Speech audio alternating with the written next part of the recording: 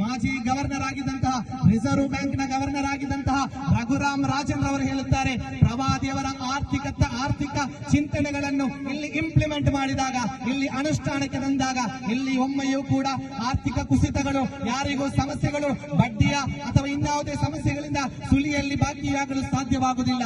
ಆದ್ದರಿಂದ ಈ ರೀತಿಯ ವಿಚಾರಗಳು, ಪ್ರವಾದಿಯವರ ಸಂದೇಶಗಳನ್ನು ನಾನು ಹೇಳುತ್ತಾ ಹೋದರೆ ಬೆಳಗ್ಗೆಯಾದರೂ ಅವರ ಸಂದೇಶಗಳು ಇಲ್ಲಿ ಮುಕ್ತಾಯವಾಗಲು ಸಾಧ್ಯವಿಲ್ಲ.